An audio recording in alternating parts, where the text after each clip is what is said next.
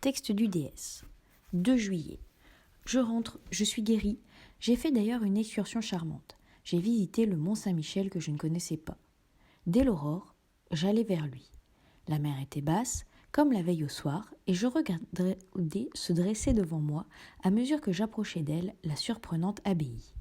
Après plusieurs heures de marche, j'atteignis l'énorme bloc de pierre qui porte la petite cité dominée par la grande église.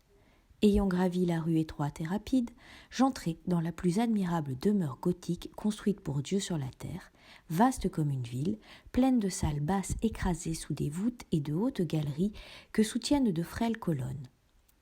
J'entrai dans ce gigantesque bijou de granit, aussi léger qu'une dentelle, couvert de tours, de sveltes clochetons où montent des escaliers tordus et qui lancent dans le ciel bleu des jours, dans le ciel noir des nuits, leurs têtes bizarres hérissées de chimères, de diables, de bêtes fantastiques, de fleurs monstrueuses et reliées l'un à l'autre par de fines arches ouvragées. Quand je fus sur le sommet, je dis au moine qui m'accompagnait : « Mon père, comme vous devez être bien ici. » Il répondit : « Il y a beaucoup de vent, monsieur. » Et nous nous mîmes à causer en regardant monter la mer qui courait sur le sable et le couvrait d'une cuirasse d'acier.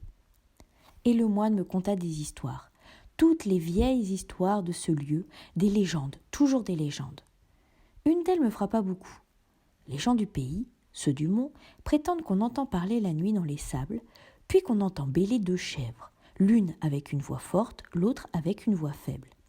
Les incrédules affirment que ce sont les cris des oiseaux de mer, qui ressemblent tantôt à des bêlements et tantôt à des plaintes humaines.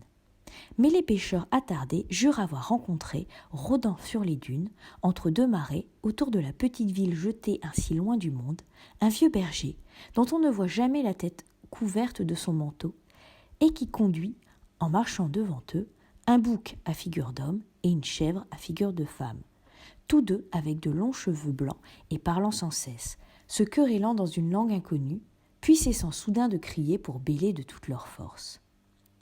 Je dis au moine : « Y croyez-vous » Il murmura : « Je ne sais pas. » Je repris : « S'il existait sur la terre d'autres êtres que nous, comment ne les connaîtrions-nous point depuis longtemps ?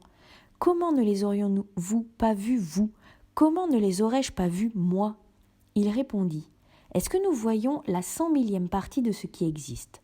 Tenez, voici le vent, qui est la plus grande force de la nature, qui renverse les hommes, abat les édifices, déracine les arbres, soulève la mer en montagne d'eau, détruit les falaises et jette au brisant les grands navires, le vent qui tue, qui siffle, qui gémit, qui mugit. L'avez-vous vu et pouvez-vous le voir ?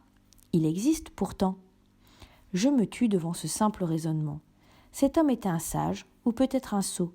Je ne l'aurais pu affirmer au juste, mais je me tus. Ce qu'il disait là, je l'avais pensé souvent. Guy de Maupassant, Le Horlope.